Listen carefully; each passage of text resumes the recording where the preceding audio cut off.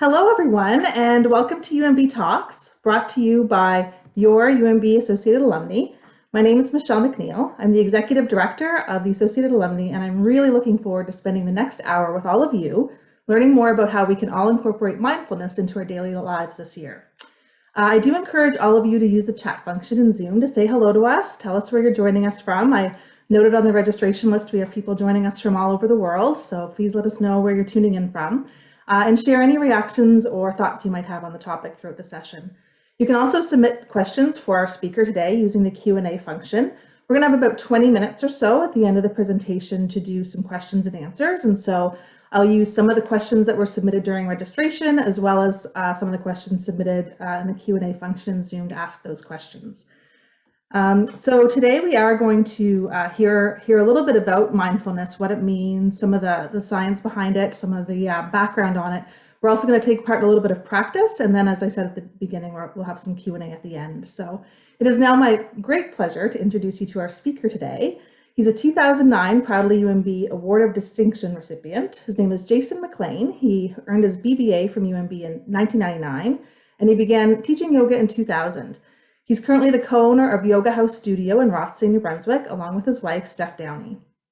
So Jason's enthusiasm to learn about the many tools and techniques of yoga has spun him around the globe a couple of times in pursuit of both traditional and modern teachings, and studying with renowned teachers and yogis in India, Mexico, England, and Thailand. And as I mentioned, he is joining us today to help us better understand mindfulness and how we can incorporate it into our daily lives. Thanks for joining us, Jason. Thank you for the opportunity. Welcome, everyone. It's such a pleasure to share this skill. And mindfulness is much needed in this time. There's just so much turbulence that we're all experiencing together. So having a tool to be able to navigate some of this uncertainty is essential. And mindfulness is definitely a very popular term that we're hearing more and more, whether it's in the workplace or schools or hospitals even. It's one of those practices, or it's I guess, to first define mindfulness.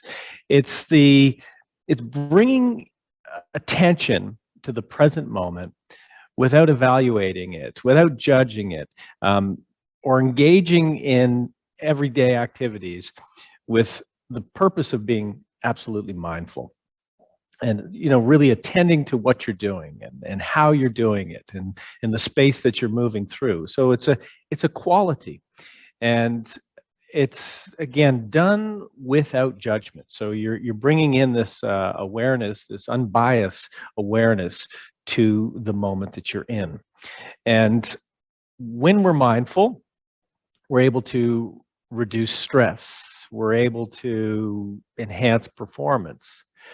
We're able to gain an insight. And quite often that's the ultimate benefit, is that we're getting a new perspective on something that may be hard to understand why we're in this situation. And there might be some negative aspects of a particular situation we find ourselves in.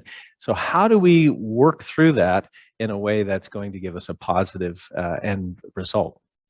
So it starts with just observing your own mind, and increasing your attention to others as well.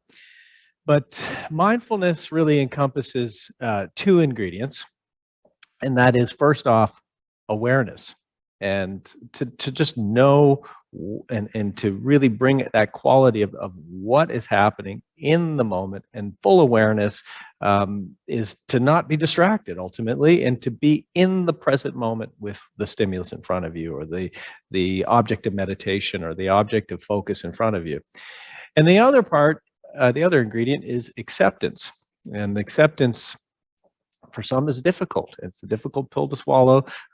Let's say if you're unhealthy and you have an illness, but you have to start from a realistic place. So first off is awareness of your condition, and then acceptance of it, and then you can work through whatever it is that you have to do to change the situation. Again, mindfulness is a skill. It's a quality. Whereas meditation, often these two terms get confused. So meditation versus mindfulness. Well, meditation is a practice. It's a practice of cultivation, cultivating awareness. So to think of it as mindfulness is something that is like almost like a flowering. When you are practicing mindfulness more and more, you find yourself much more adaptable to situations, much more at ease in situations. In conversation, you're much more engaged.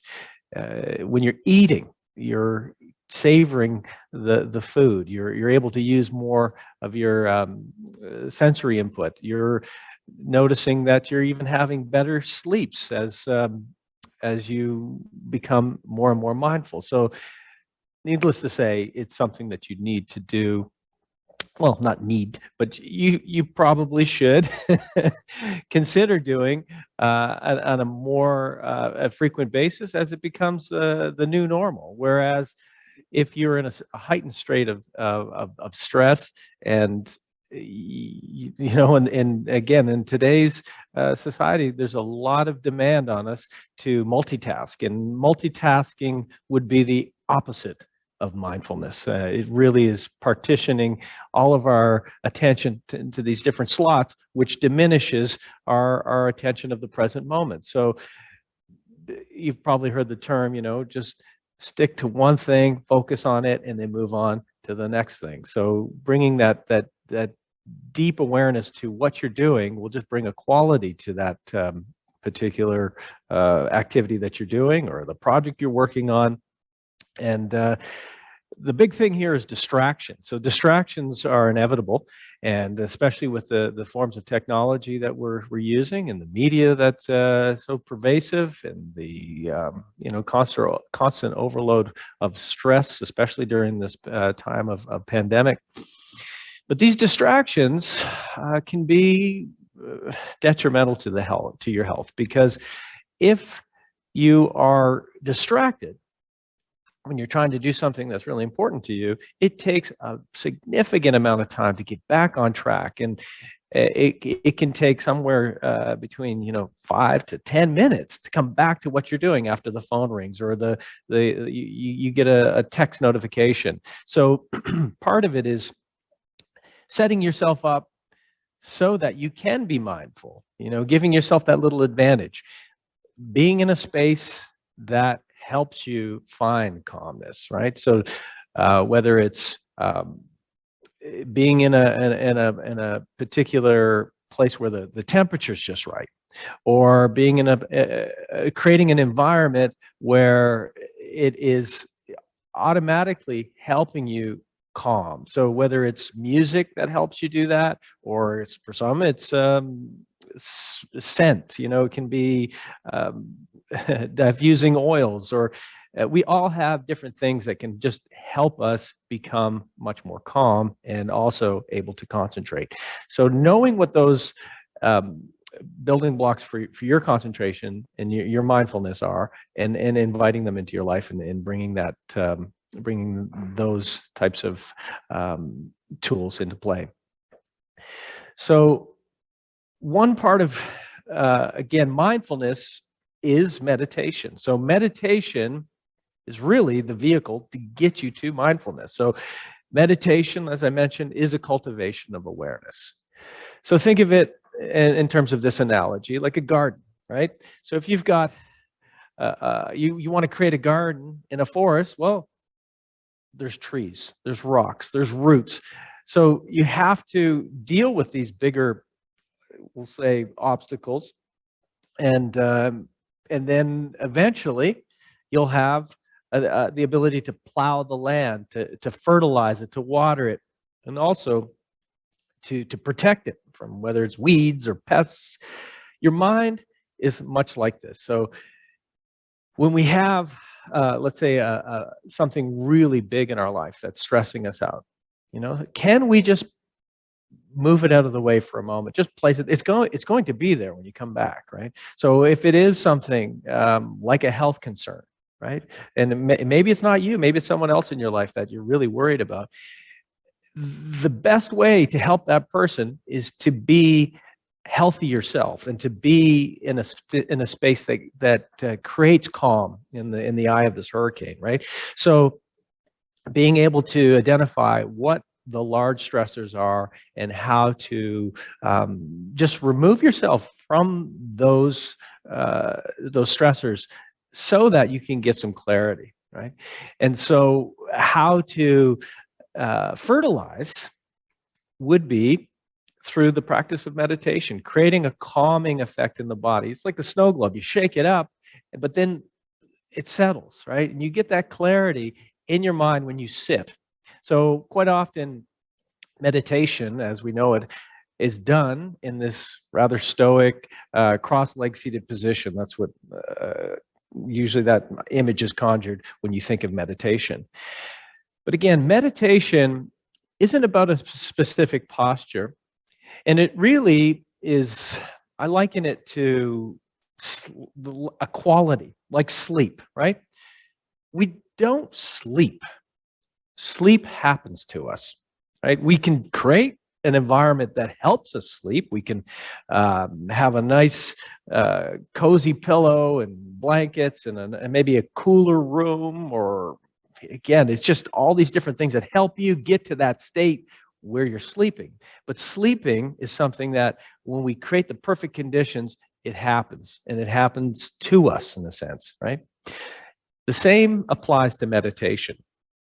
So you can create that environment where meditation becomes something that happens to you. It's that state of concentration that is uninterrupted.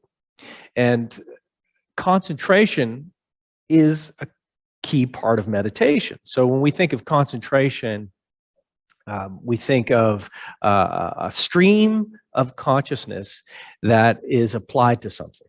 So that could be reading a book, right? We're concentrating on the text and we're trying to just, put that imagery, that mental imagery into our head, and we're trying to create a picture or whatever, whatever you're reading, you're using concentration to really get inside that book. But as soon as, again, the phone rings, your concentration is broken. So concentration are these little, we'll call them like little parcels of intense attention.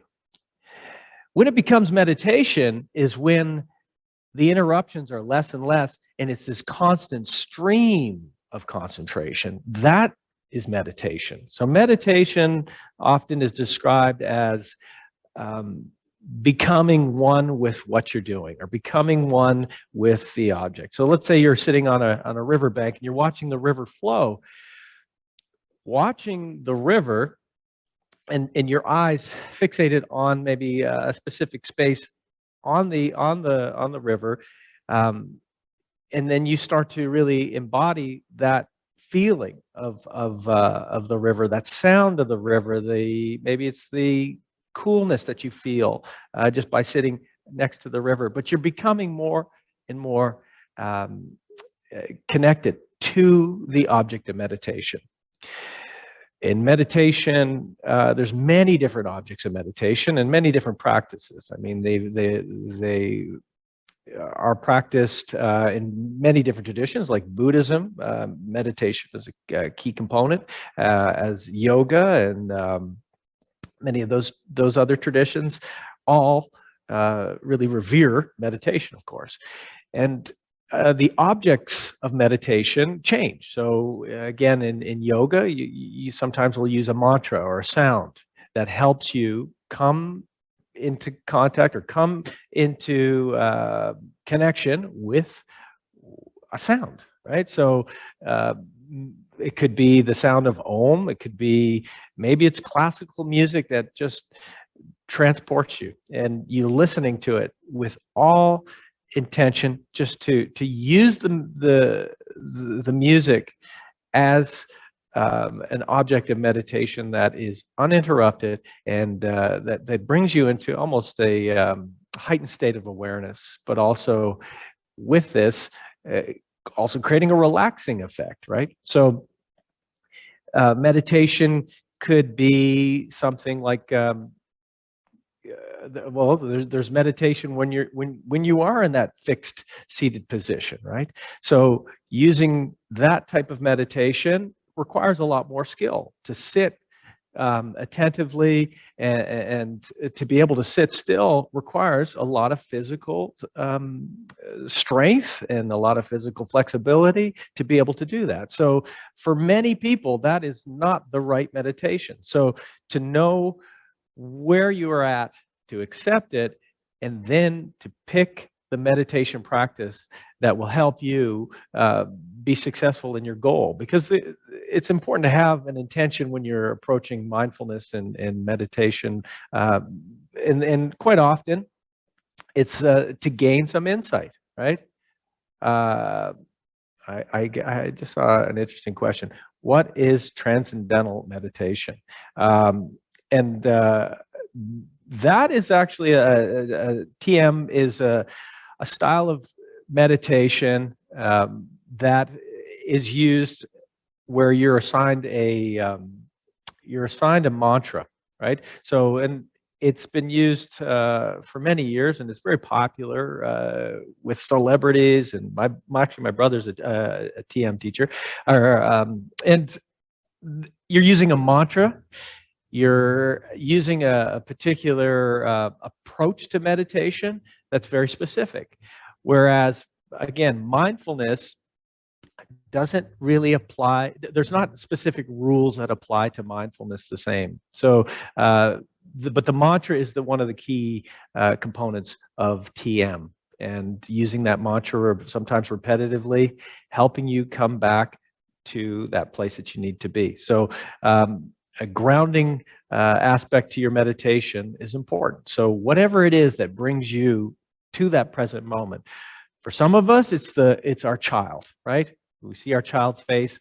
There's no other thing. There's no other distractions that are interfering with that moment. When something is really important to you, and there's a lot of love and interest behind it, it's very easy to meditate, actually. So that's why I think it's important to describe the styles of meditation and to know which one is right for you. So there is dynamic meditation where you're moving and you're trying to bring your mind into the movement. And sometimes that really helps, especially if someone has a hard time sitting still. Well, a more dynamic meditation is the perfect recipe for getting to that mindful place, right?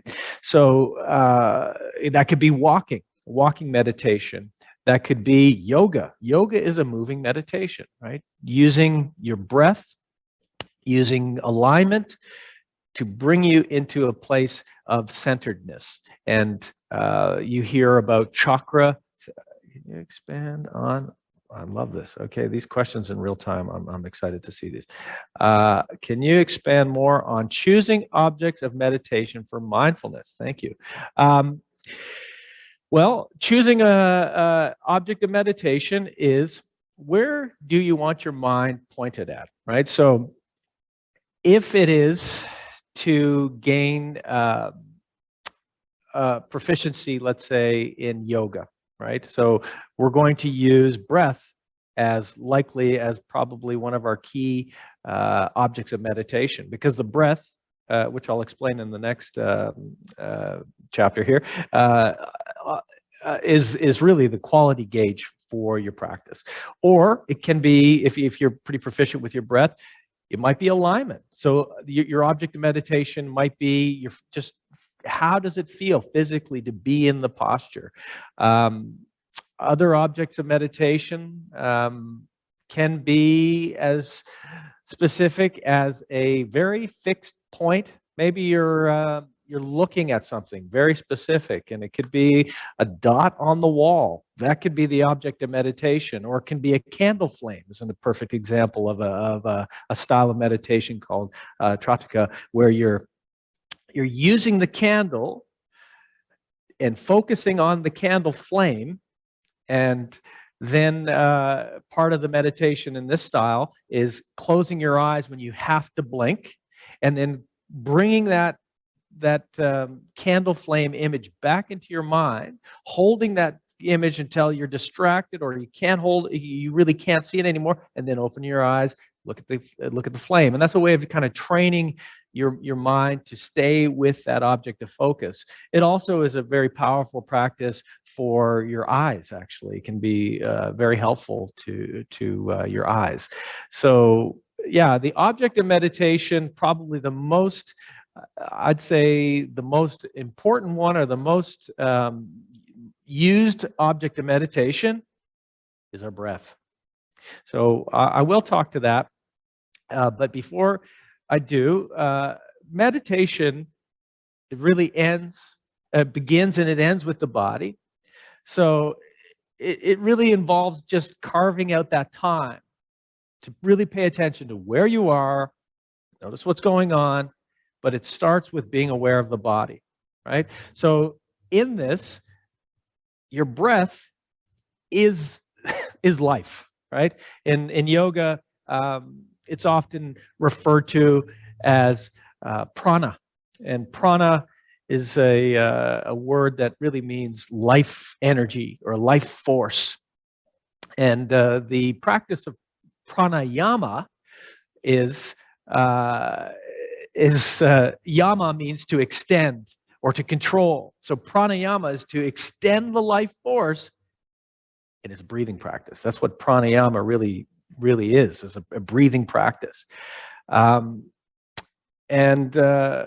With breathing as the ultimate object of meditation, because when you get to a place where your meditation becomes more and more frequent, I mean, there's nothing more real time and in the present moment than your breath, right? Your breath is unfolding.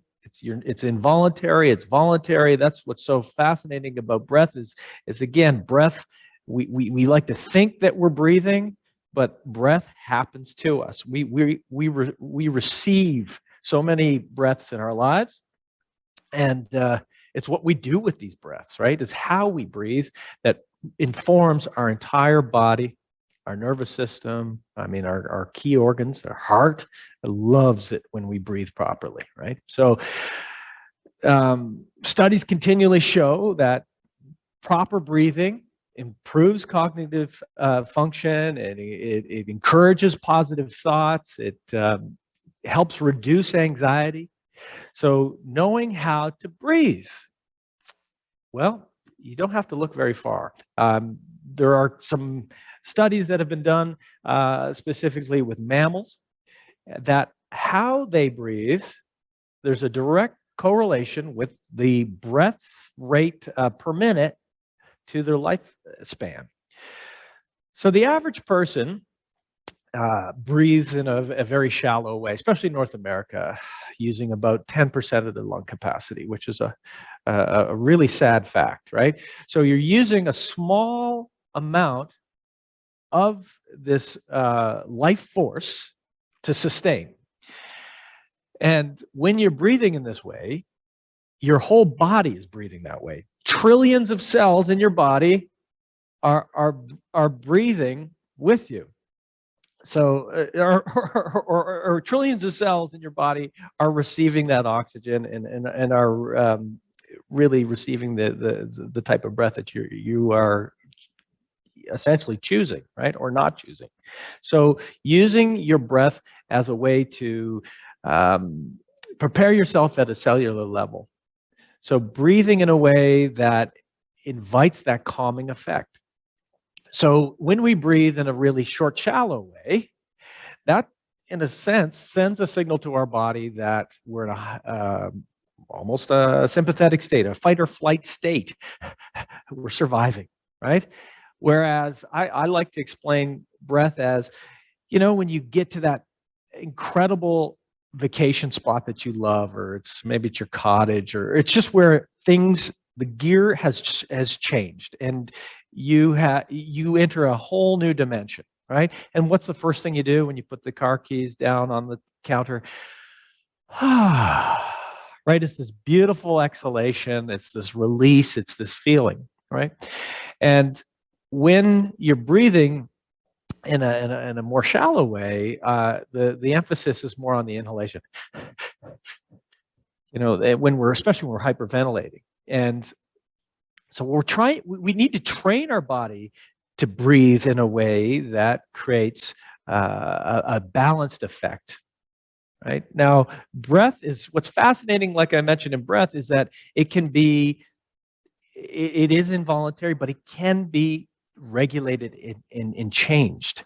And this is where it becomes a really powerful healing mechanism for your body, right? So when you're using a breath style that lowers your heart rate, so as soon as so on average, humans breathe about 16 to 18 times a minute on average.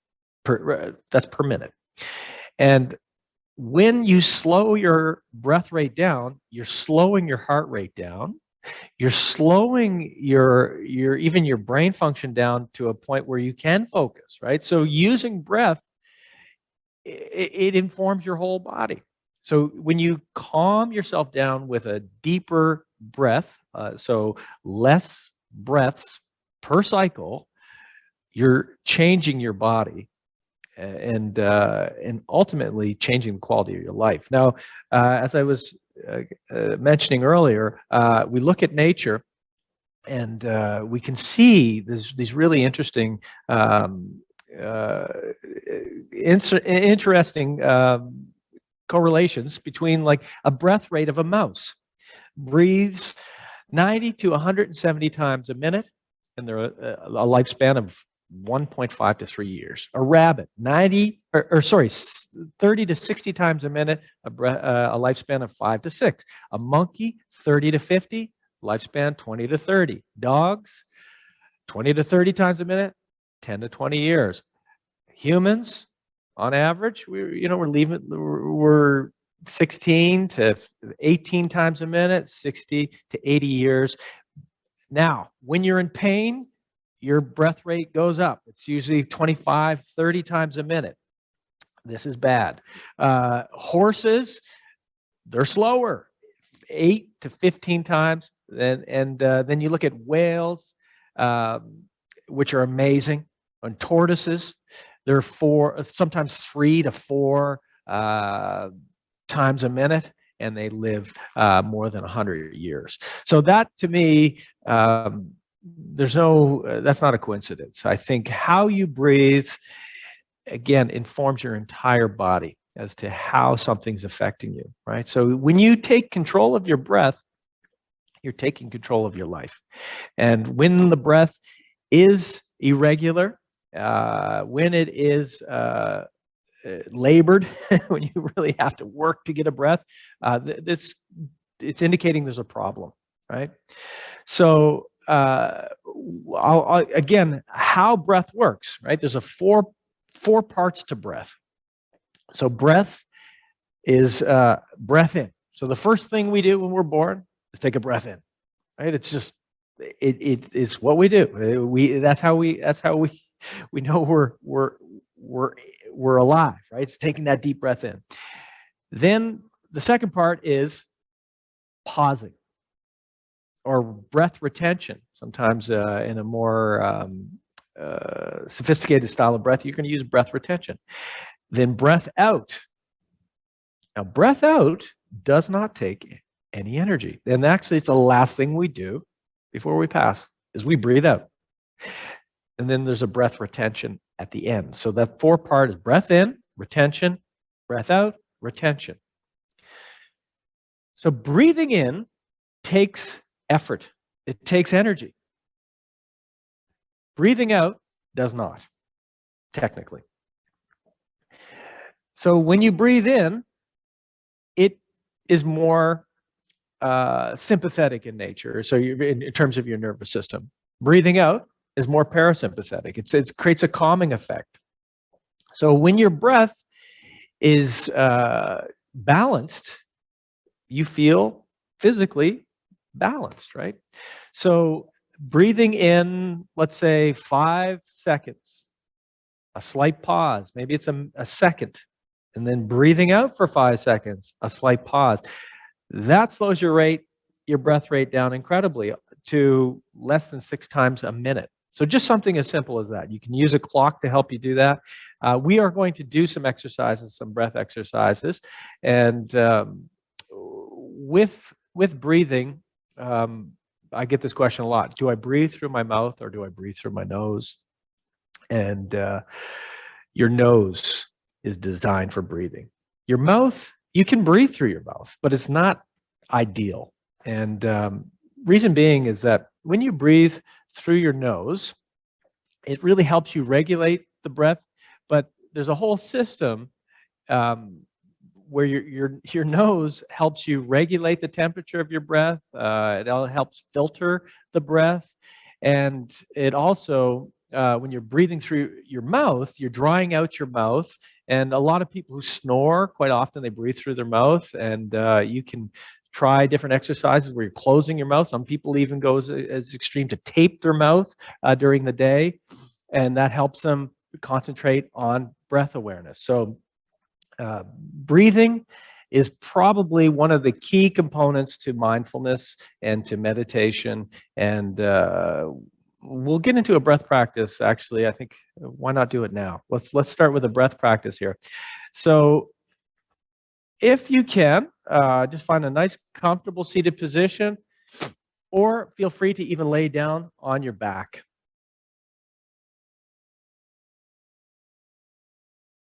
Okay, so just get into a comfortable position. Now, a comfortable position implies that you're not putting pressure on your thoracic cavity. So this is an example of sitting in a way that where I'm putting pressure on my heart, I'm putting pressure on my lungs, and just kind of slouching forward, right? So instead, create some space, make it easier to breathe. So let your shoulder blades drop down and back. Feel the collarbones opening up. Create some space around the throat. The back of the neck is long. And again, you can do this reclined, and you can lay back to do this. And this breath practice that we're going to start with is one where we're going to change the breath rate considerably. And we're going to also use a pause, okay? So here we're slowing our breath rate down to just under 4 times a minute. And the breath in is 3 seconds. The pause will be 3 seconds, and then we're going to use this long 6-second exhalation. So by just changing the ratio of the exhalation, making it that much longer, should create a calming effect on the body. So if you are in a state where you really got to calm down, one really easy way to do that is to manipulate the breath practice or your breath cycle so that you're inhaling, but you're extending out the exhalation to create that more parasympathetic response in the body. Okay. So sitting comfortably, feel free to close your eyes or just a soft gaze, relax your mouth. Just let the dust settle here. Okay, breathing in. Now pause. And just feel your lungs expand in that paused moment here. And now start to breathe out.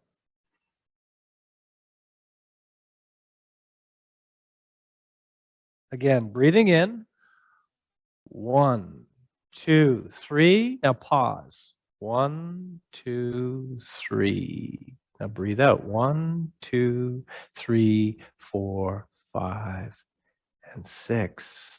Breathe in. 1, 2, 3.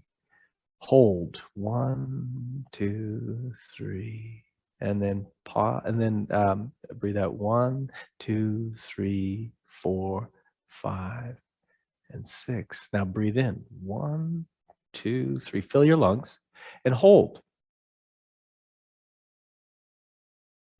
And now breathing out. 1, 2, 3, 4, 5, and 6. Let's do a couple more rounds. 1, 2, 3. Bringing that breath in, filling your lungs, and then holding the breath increases the CO2 in your body. And then now let's start to release. Exhale. 1, 2, 3, 4, 5. Let everything out. 6. Fill your lungs. 1, 2, 3. And pause. 1, 2, 3. Now breathing out. 1, 2, 3, 4, 5, 6. Let's do one more round. 1, 2, 3. Lungs are filled. And we're holding. And now let's begin to breathe out slowly, letting the shoulders drop. 2, 3, 4, 5, 6. All right. So that's a breath practice you can do for 5 minutes, 10 minutes, 3 minutes, whatever you have. But what it's doing is it's training your lungs to work in a way that's probably more favorable, right? Especially if you're in a heightened state of stress. So the body is a very important part of our meditation, and how the body is positioned, as we just discovered here in our breathing exercise. So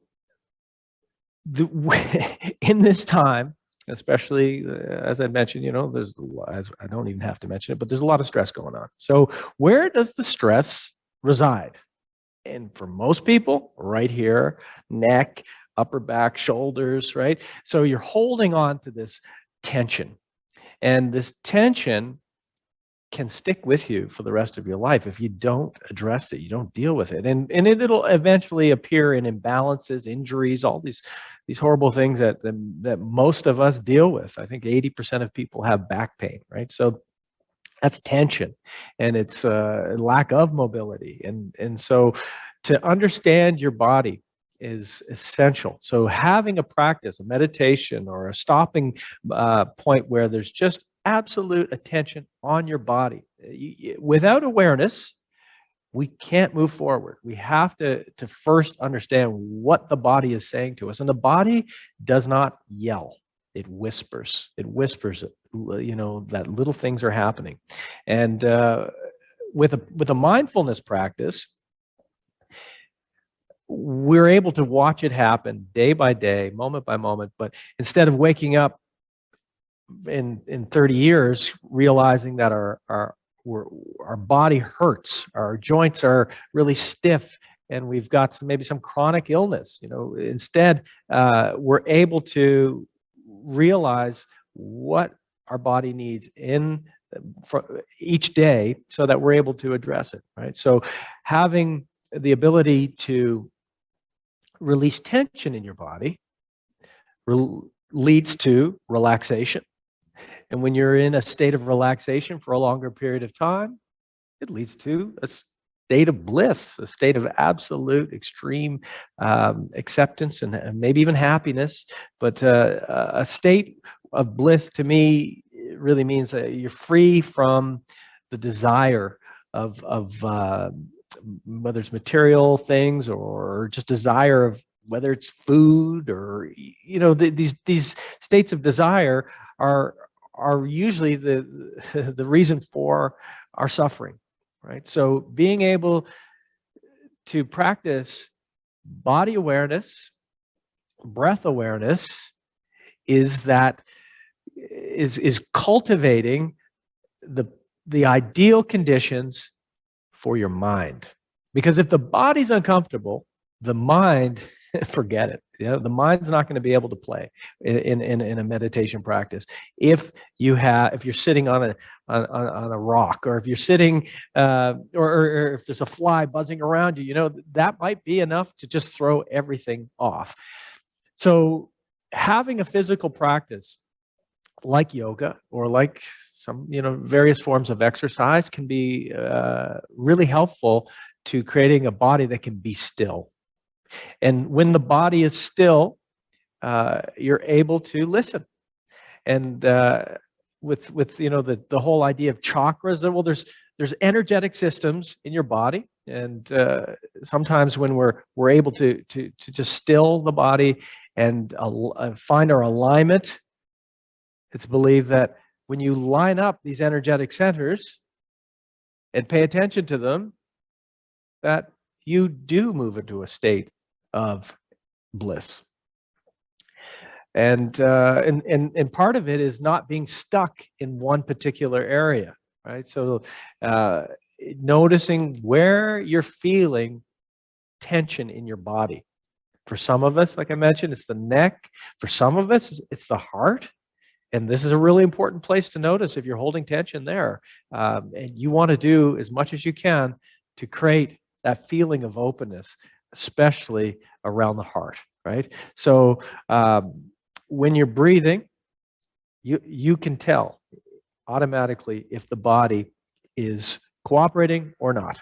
So with that sort of thing, I mean, just the spine alone, and this is another little exercise we'll do here, and it's just, and this is less mindfulness, it's less meditation, it's just more yoga in a sense. So I think of yoga as a way to, especially the physical practice of yoga, as a way to lubricate and to release that feeling of restlessness, right? To give your body something to do, and to give your mind something to do when you're practicing, so that you're free. And our yoga helps us really address the limitations in our body. So let's just look at the spine simply. It moves in 6 different directions, right? So the first direction is a forward fold. So you can just fold, go for it. Just try folding forward, releasing tension in your low back, and just bring your awareness to that tension in your back. Maybe it's the back of your neck that you're feeling now. Yeah, you can hold that position for as long as you like. All right, coming back up to a seated position. The next is a back bend. So you're leaning back, your shoulders are flowing back, but you're kind of puffing the belly forward, or you're sending the belly forward and flexing the back, right? So you can even grab your chair and use your arms to help that along. So you're flexing the back muscles, which creates tons of space here in the front body. So you're feeling the back muscle switch on. You can even pull your elbows back and feel that back bend. And what does a back bend do? It's beautiful for opening up that chest area, that heart area, the lungs, right? So this is a good practice. Maybe even laying down on a pillow can give you that effect as well. So those are 2 directions. Let's come back to neutral, sitting tall. The other is a lateral extension. So if you even reach or just even lean to the side. So reaching sometimes helps, where you're opening up the ribs, the intercostal muscles, key muscles for breathing, right? So when they're too tight, it's hard to get a deep breath. So you can even lean a little further, really plug your anchored sit bone into the ground, so you can feel that deeper stretch. So I'm leaning here all the way out to the right here. Okay, so I'm grounding the left sit bone. I'll come back.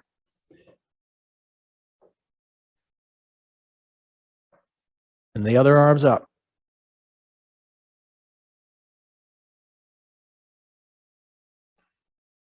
And then just breathing. Now just notice, are you holding, because this is interesting, when you do practices like yoga, you might revert back to old habits where you're trying to work through it, but that's not going to help you, right? You're not going to get the same benefit when you just calmly breathe, accept the stress on your body, and use it to your advantage, right?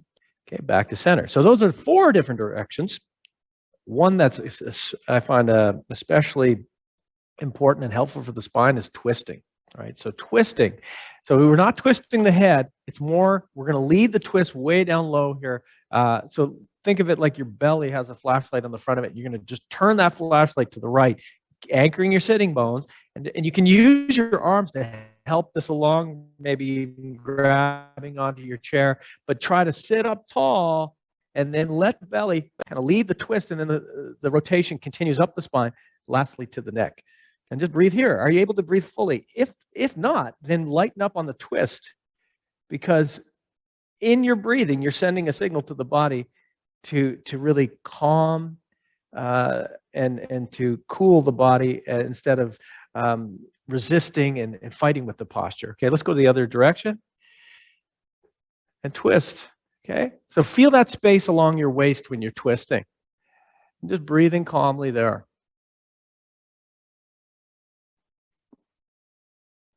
Okay, and back to center. So those are 6 different movements that can really prepare your body for mindfulness, for our meditation practice that we're about to do here. So I do have a question before I jump into the mind here.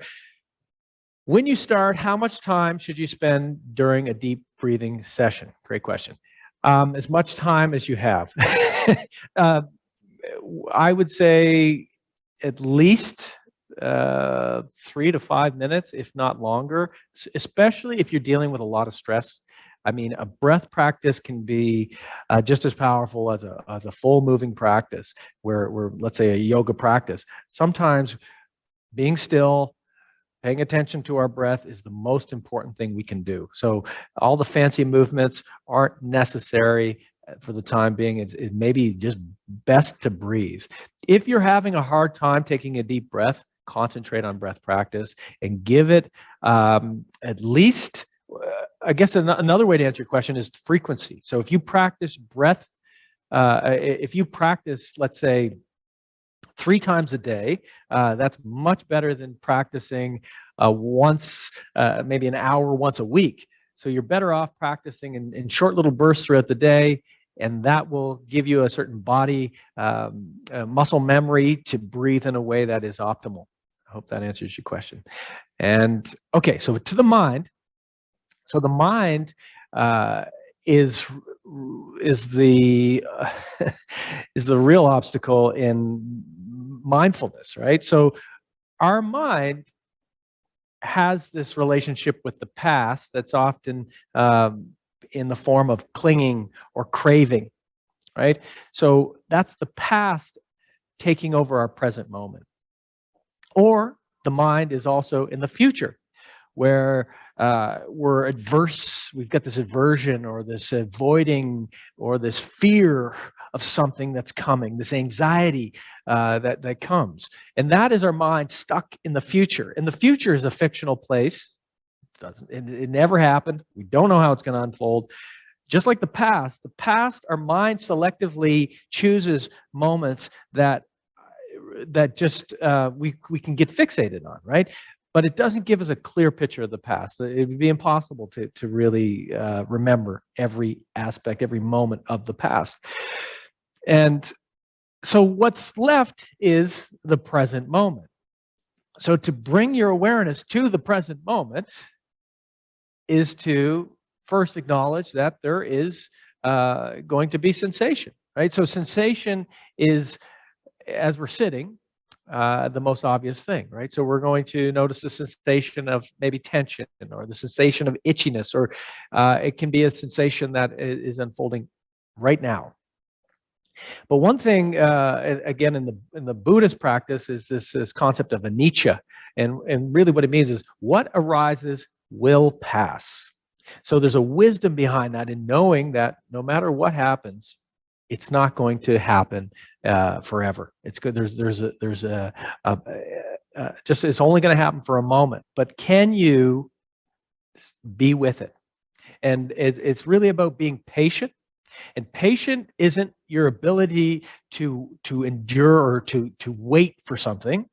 It's how you are behaving when you're waiting. And that's where our mind exercises become so important, because our mind is our tool, right? It's not, we are not the mind. We can train the mind to do anything. And that's where practices like the one we're about to do become very helpful. Okay, so once again, ensure that you're sitting comfortably. Feel free to lay down, feel free to sit up, feel free to just find that perfect position where you're not in this rigid position. Instead, allow for a little bit of kind of that perfect balance of slouching and sitting attentive and alert. Okay, so just finding that place where you're at peace with your posture, and you can really focus on the practice and just let go of any distractions. So start by, again, either closing your eyes or soft gaze. Just find that relaxed position. You can rest your hands on your knees or your palms up or down. Just find the perfect position where you do not have to make any adjustments, where you don't have to move. Ensure that your head is positioned comfortably.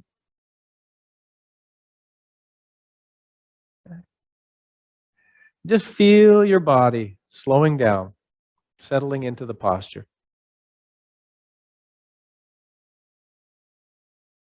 As you come into this place of stillness,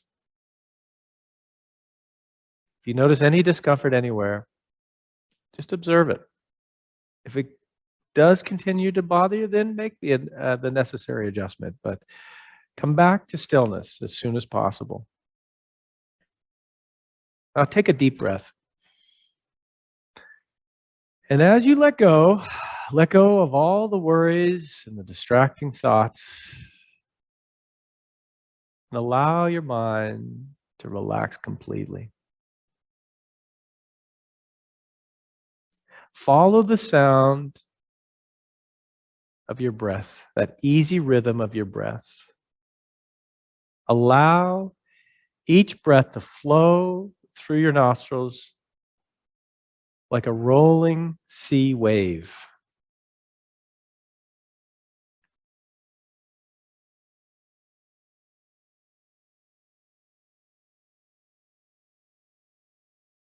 Now, in mindfulness practices, intentions are important. So you can set an intention or create an affirmation that really speaks to you. It can be something like, I'm opening myself up to learning more about my deepest self. Or it could be, I'm healing my body in this practice. You know, it can be anything like that. But make it real, make it yours, repeat it to yourself.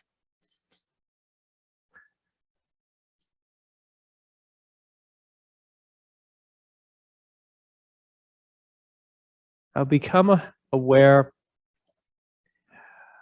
of the front of your body. Draw awareness to the top of your head, and then down to your right temple, the left temple, the right eyebrow, the left eyebrow, the eyebrow center.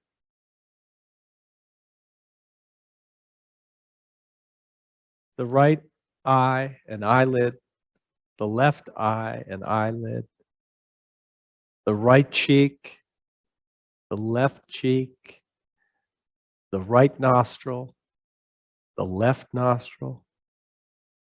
Awareness of the upper lip, the lower lip, the chin, the throat, the right side of the chest, the left side of the chest, the middle of the chest.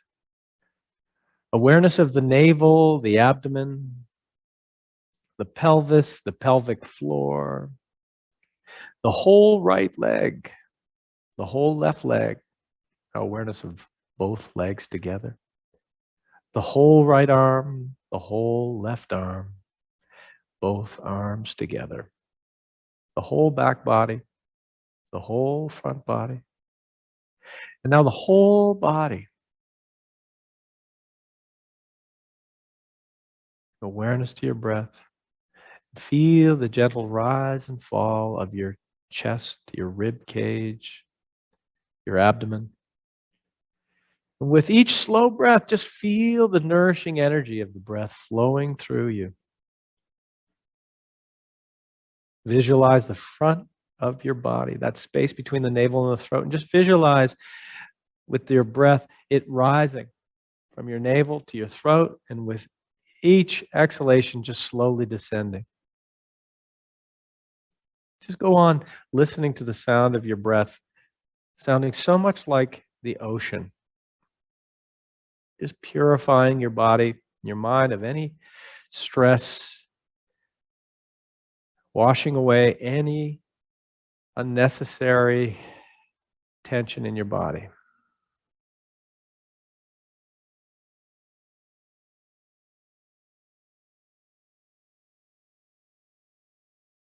Slowly opening your eyes, making small movements with your hands or your feet. So that's an example of a mindfulness exercise where you're bringing your awareness to your physical body, and you're able to practice with undisturbed mind. And when you practice that more and more, and I mean, that was a very, very short practice. Now you can do this for much longer periods of time. And the more you do it, the easier it gets, just like anything. Now, I do realize the time is flying here, and I wanted to open up for questions as well. Yeah, so why don't we start with that? Well, thank you for that, Jason. I had to sort of bring myself back out of that meditation to to remember that I had to ask you some questions. I have some duties here. Thanks for that. Yes. So we did get some questions from people when they were registering and for the session, and the one I'm going to start with is one because I could have easily have written it myself. So the question is about how a person can slow down pace long enough to engage in mindfulness, but still be productive enough to meet your goals. I think with that's a great question. And how to slow things down, I think first off is to just eliminate anything that's not essential in the moment. So again, if it's those little distractions that can really pull you in 50 different directions that make things speed up and make things feel like they're moving way too fast. So I'd say the first thing to do would be to unplug from the unnecessary, and then just check in physically with your body and your breath. And as soon as you slow your breath rate down, you're able to create this feeling of peace in your body, and from there you approach whatever it is that you have to do, and chances are you're going to do that in a much more systematic and organized way instead of chaos. So it's partly, you're bringing order to an overwhelming situation. So again, I would say come back to breath, come back to body feel, and that will inform you as to how to really approach it. Yeah, I would almost think that even though it seems a bit counterintuitive, if you take the time to be mindful throughout the course of your day, you might be more productive in the end, right? Like if you set that time aside, it might end up in better productivity in the rest of your life. Yeah, well, there's a great saying that meditation doesn't take time, it makes time. Yeah, that's a good one. There are a few quotes that you said today where I was kind of writing them down, thinking those might be my new mantras. That's a good one too. So the next question is about whether or not you could recommend an online mindfulness app or a podcast or any kind of a program for anyone that wants to learn more after the session. Yes. I mean, there are so many apps and podcasts out there right now. I mean, everything from Sam Harris. I mean, there's some incredible lectures that I tend to listen to. Many of these people have deceased, but I mean, some of these lectures are just amazing that I enjoy. Everything from Buddhist monks to yogis to just even psychologists that really understand the brain and how it works. I find those are great. But books in particular, I would recommend anything from John Kabat-Zinn, who's a pretty popular mindfulness practitioner and teacher. I mean, there's great apps now. I'm trying to think of the one that's the name's escaping me, but it's really popular as a mindfulness app. I use one called Pranayama. Okay. Calm's another one. I mean, they're really out there, and they really meet you where you're at. There's tons of them. They're Headspace. That's the one. Thank you. And I mean, those types of apps are great. Now, personally, I use apps from time to time, but I find my best practice is when I unplug from all that stuff. I like to read books, learn the technique, and then apply it in the nature. Go outside. It is your nature to be outside, and that's, I think, probably one of the easiest ways to create an environment that creates a calming effect on the body. Yeah, so that leads into the next question. Someone was asking about sort of further training options beyond this session. The person lives on PEI, so they were wondering about specific activities. They used golf as an example, but I know when we were doing our sort of practice for the session, I took away from it, you talking about how walking is a really great form of mindfulness, right? Or a great way to be mindful. So maybe you can just expand on what you just said about being outside and the movement that can come sometimes. You don't always have to be still when you're being mindful. Yes. I mean, fall, I don't think there's a better time to to experience a meditation when you're walking in the forest in New Brunswick in the fall. I mean, it is absolute. It's just beautiful, and it's so easy to focus on your external environment, and I mean, being outside on the ocean, if you can get closer to the water, there's just a natural effect that water has on us.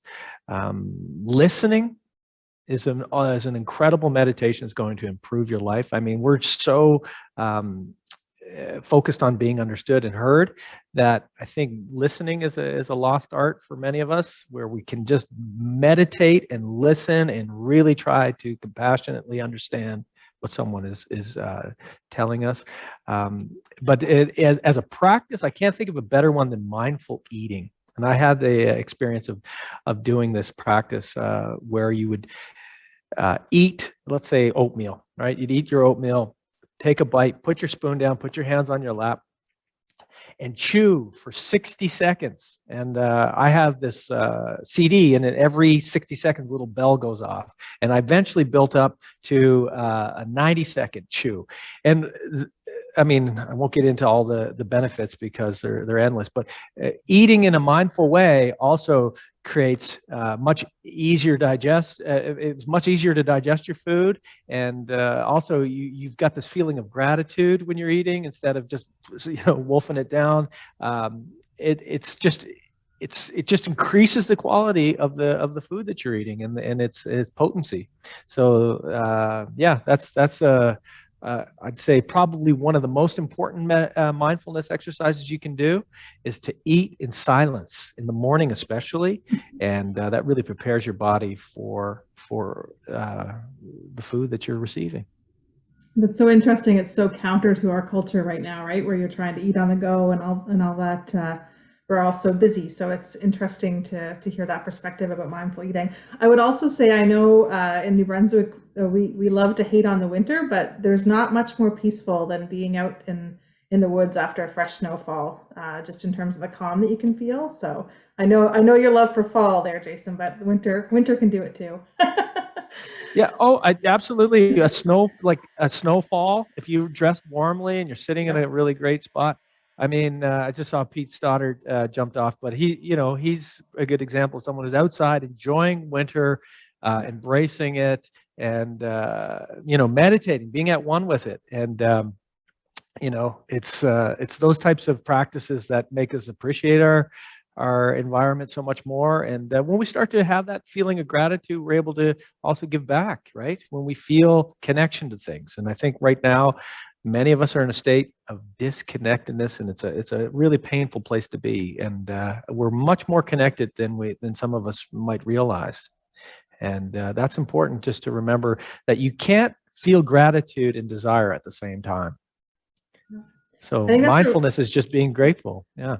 Yeah. That's a really, I could talk to you all day, Jason, but I know people have to get back to their other parts of their life. So that's a really great place to sort of wrap up the session. I did want to say thank you to everyone for choosing to spend this hour with us. You've got lots of ways you can choose to spend your time, so thank you for choosing to spend it with us.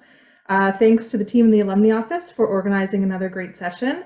And of course, thank you to you, Jason, for taking the time to share your knowledge and your expertise with your UNB family. We always really appreciate when our alumni put themselves out there to share their knowledge with people. So thank you for that.